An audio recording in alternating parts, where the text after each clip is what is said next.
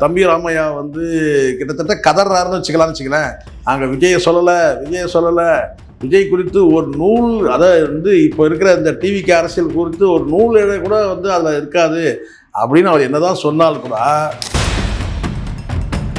படம் முழுக்க இவங்க வந்து கலாச்சிருக்கிறாங்கன்றது அந்த ஒரே ஒரு ஃப்ரேம்லேயே தெரிஞ்சிச்சு இது வந்து விஜய் தான் கலாச்சிருக்கிறாங்கன்றது தெரியுது. ஆனால் இவளும் பண்ணிட்டு நாங்கள் விஜயெல்லாம் கலாய்க்கல டிவிக்கெல்லாம் கலாய்க்கல சொல்கிறது அது கொஞ்சம் ஓவராக இருக்குது. அந்த படத்தில் வேற ஒரு காட்சி இருந்தால் கூட பார்த்தீங்கன்னா அதை மையப்படுத்திப்பா. இப்போ நீங்கள் நட்டியை வந்து பார்த்தீங்கன்னா நீங்கள் விஜய் நீங்கள் கம்பேர் பண்ணிட்டீங்கன்னா அவருடைய பேசக்கூடிய அத்தனை டயலாக்கும் விஜய் பேசுகிற மாதிரி தான் இருக்கும். சில ட்ரோல் பண்ணுறாங்க இல்லையா, இந்த ட்ரோல் பண்ணக்கூடிய விஷயங்கள் வந்து பார்த்தீங்கன்னா நார்மல் வீடியோவோட வியூஸ் எகிருது, லேக்ஸ் கணக்கில் எகிருது. ஏன்னா ஜஸ்ட் ஃபன், சிரிச்சிட்டு போகிறாங்க. அப்போ இன்றைக்கி ஃபுல் ட்ரோல் மெட்டீரியல் யாருன்னு கேட்டிங்கன்னா எந்த கட்சின்னு கேட்டிங்கன்னா டிஎம்கே கிடையாது, ஏடிஎம்கே கிடையாது, முழுக்க டிவிக்கே தான் வந்து இன்றைக்கி ட்ரோல் மெட்டீரியல் ஆகுது.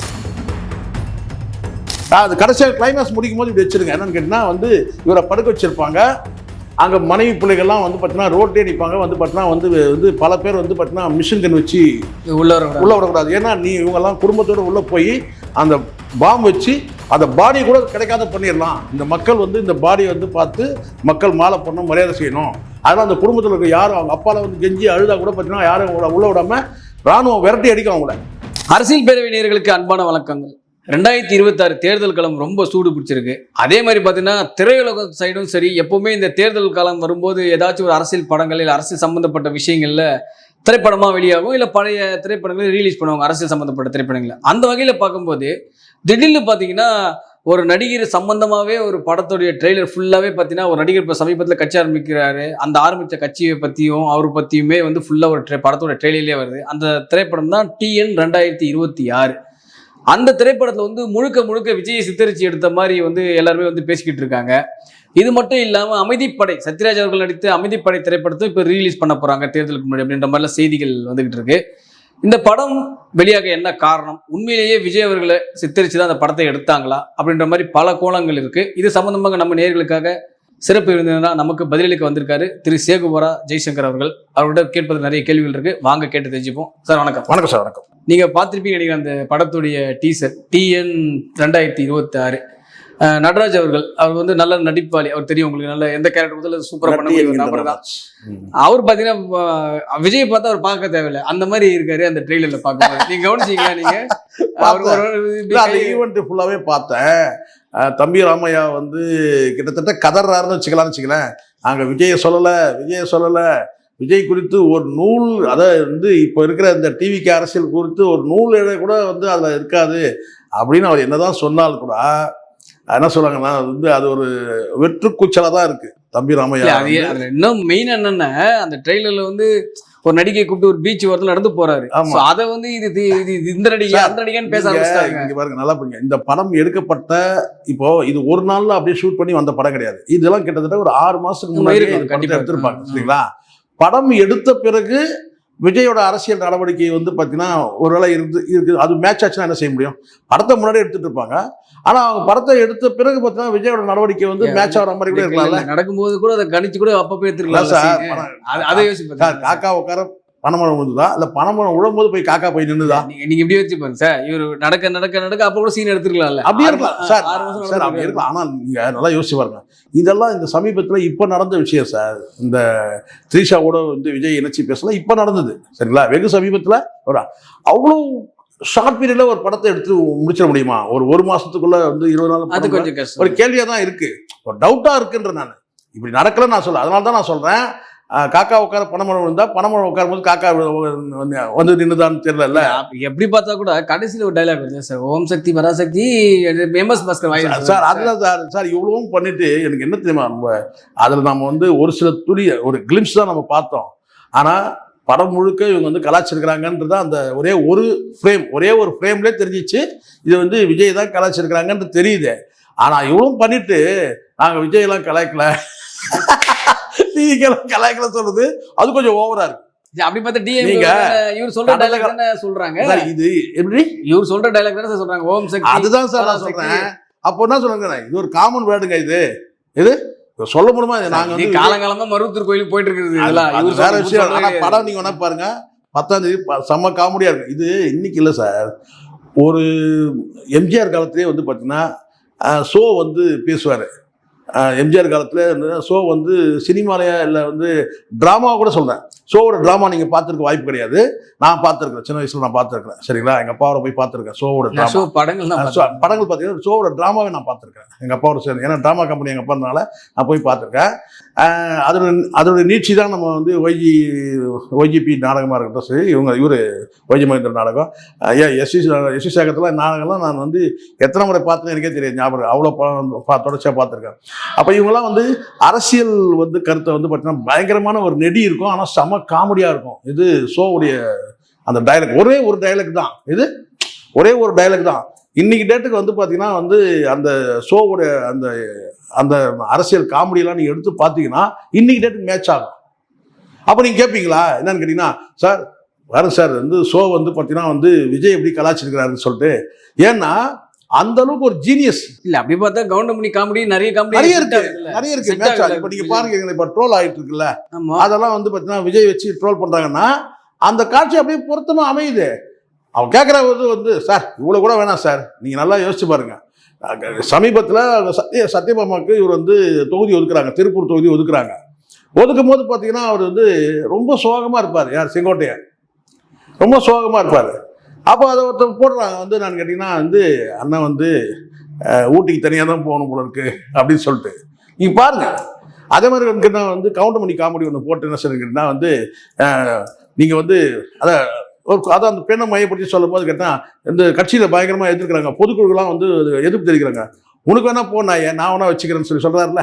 நம்ம அந்த படத்துல டைலாக், நீ வேணா போனாய நான் வச்சுக்கிறேன், கட்சி தொண்டர்கள் பிடிக்கல, எனக்கு பிடிச்சிருக்கு நான் வச்சுக்கிறேன், அப்படிதானே இருக்கு. அதுதான். அதே மாதிரி பல படங்கள் நீங்க எடுத்து பாருங்க, அது வந்து இன்னைக்கு உள்ள அரசியலுக்கு வந்து ஷூட் ஆகுது. சரி, நீங்க கேட்கலாம் ஏன் மற்ற கட்சியெல்லாம் வந்து மற்ற கட்சி கலைக்க முடியலையே, ஏன்னா அது மாதிரி இருந்தா பண்ணலாம்.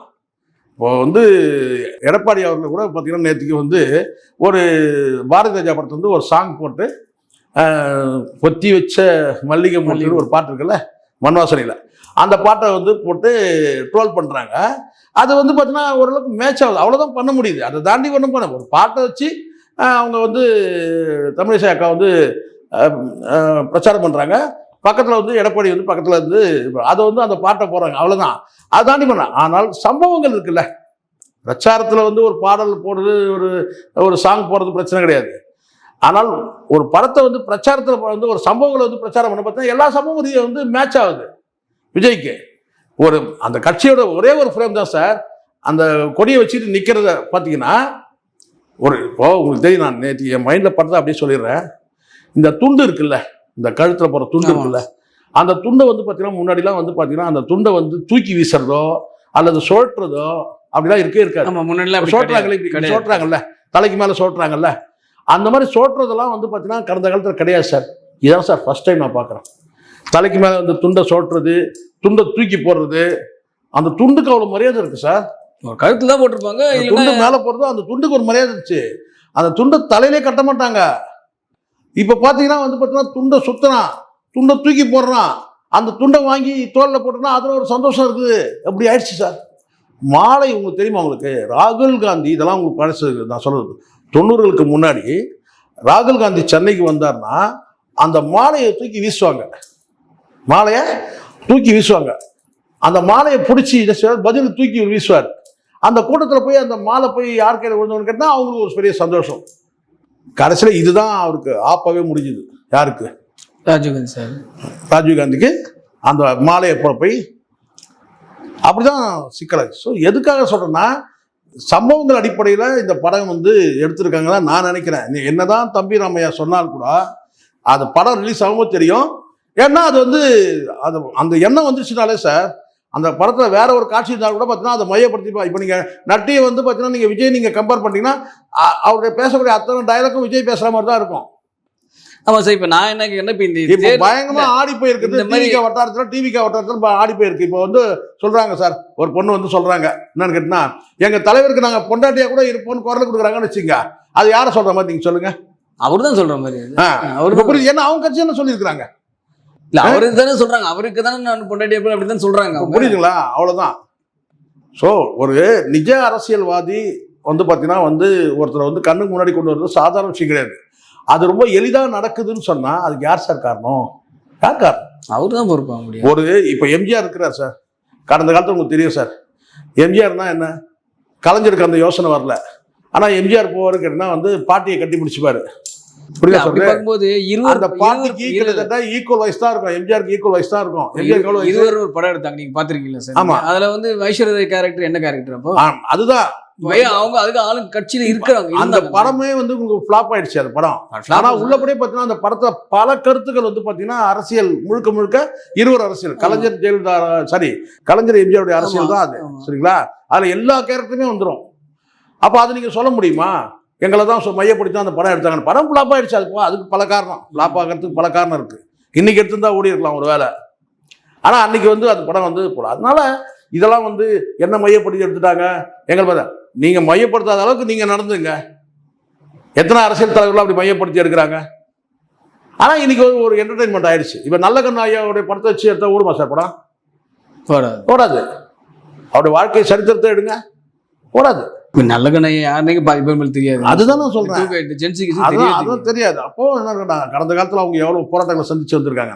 அப்ப இது வந்து என்னன்னா படக்குழு வந்து அப்படிதான் சொல்லுவாங்க. என்ன சொல்லுவாங்க கேட்டா, இதை யாரையும் பாதிக்காதுங்க, ஒரு நூலோட கதை கூட இருக்காதுங்க அப்படின்னு தான் சொல்லுவாங்க.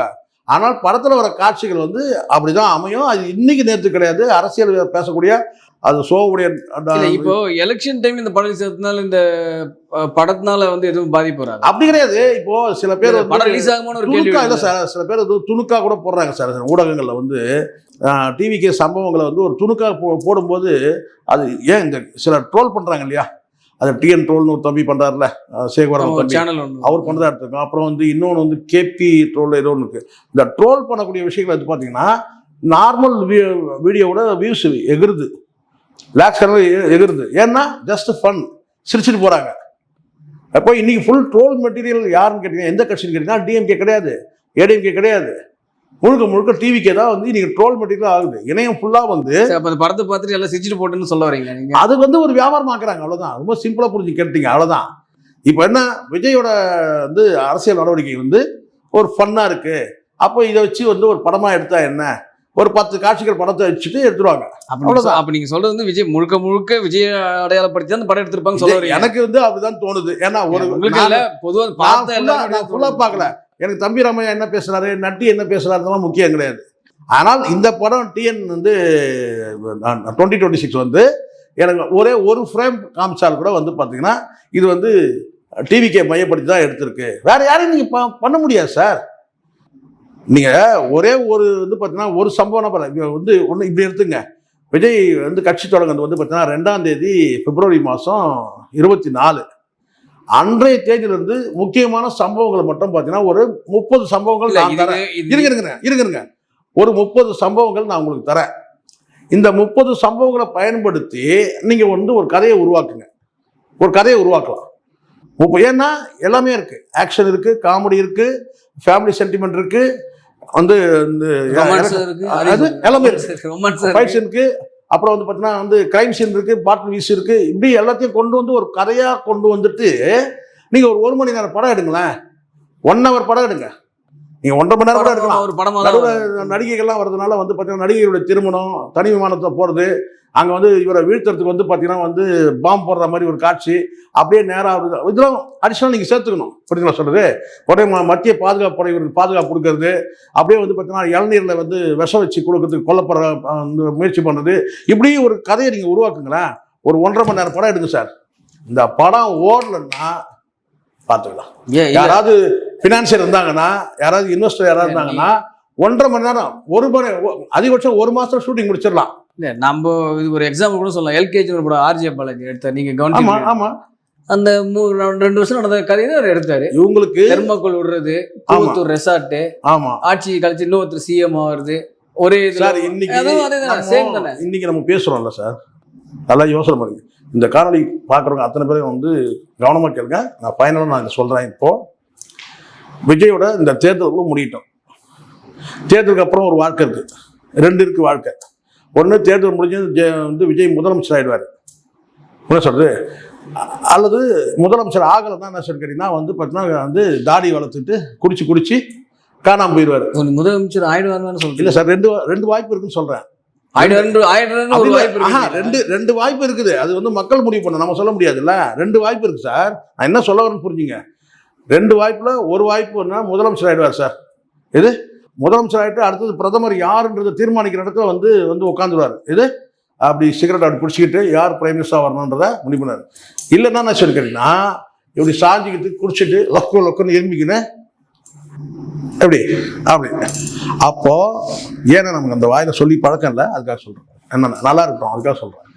இந்த 2 இருக்கு இல்லையா, இந்த 2ஐயுமே வச்சு நீங்க வந்து ஒரு படம் வந்து ஒரு கதையை உருவாக்கலாம். நான் வேணா கதையை ரெடி பண்ணி தரேன். யாராவது நல்ல கதையில சொல்றீங்க? ஆமா, நிஜத்துல சொல்லல. நிஜத்துல இல்ல, ஒரு படமா இல்ல சார். இல்ல சார், இது நிஜ சம்பவம் சார். நீங்க ஆடியன்ஸ் தப்பா புரிஞ்சுக்க கூடாதுல. நீங்க இது ஒரு கதைன்னு சொல்லிடுங்க சார். நான் சொல்றது அது இல்ல, கதைன்னு சொல்ல நிஜம்னு சொல்ல சார். ஆஃப்டர் தேர்தல் 2 சம்பவம் இருக்கு. ஒன்னு விஜய் ஒன்னு இப்படி ஆவாரு, ஒன்னு அப்படி ஆவாரு. 2ஐயுமே வச்சு நீங்க ஒரு படம் எடுக்கலாம்னு சொல்ல வரேன். அதுக்கு நீங்க வந்து கதை ஒண்ணா கூட நான் ரெடி பண்ணி தரேன். ஒரு படம் வந்து நல்லா ஓடும். எந்த படம் ஓடுன்னு சொல்லுங்க பார்க்கலாம். நீங்க சொல்றது இதுதான். இப்பதான் உங்களுக்கு வேலை. எந்த படம் ஓடும் சொல்லுங்க. நீங்க சொல்றதா ரெண்டாவது படம் வந்து கேட்டா கடைசியில வந்து கிளைமேக்ஸ் வந்து உருக்கமாகி லொக்குன்னு தேவதாஸ் படத்துல எப்படி இரும்பி இருப்பார் பாருங்க, பக்கத்துல ஒரு நாய் ஒன்று இருக்கு பார்த்தீங்களா, அப்படிதான் வந்து அந்த படம் ஹிட் ஆகும். முதலமைச்சர் ஆகிட்டு அப்படி சிகரெட் பிடிச்சிக்கிட்டு பிரைம் மினிஸ்டர் முடிவு பண்ற அது ஓடாது, அந்த படம் ஓடாது. புரியுதா சொல்றது? நாசமா போறதா ஓடுங்க. ஏன்னா நிஜம் வந்து அதான் நடக்க போகுது.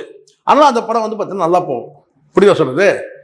அது கடைசியாக கிளைமேக்ஸ் முடிக்கும் போது இப்படி வச்சிருங்க. என்னன்னு கேட்டீங்கன்னா வந்து இவரை படுக்க வச்சிருப்பாங்க. அங்கே மனைவி பிள்ளைகள்லாம் வந்து பார்த்தீங்கன்னா ரோட்லேயே நிற்பாங்க. வந்து பார்த்தீங்கன்னா வந்து பல பேர் வந்து பார்த்தீங்கன்னா மிஷின் கன் வச்சு உள்ள விடக்கூடாது. ஏன்னா இவங்கெல்லாம் குடும்பத்தோடு உள்ளே போய் அந்த பாம்பு வச்சு அந்த பாடியை கூட கிடைக்காத பண்ணிடலாம். இந்த மக்கள் வந்து இந்த பாடியை வந்து பார்த்து மக்கள் மாலை பண்ணணும், மரியாதை செய்யணும்.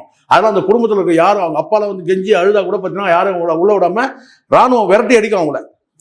அப்படி முடிக்கணும் படத்தை. நல்லா ஓடும் படம். பெரிய ஹிட் ஆகும். சரி சார், நம்ம தொடர்ந்து பயணிப்போம். Thank you very much sir. Thank you. நன்றி சார்.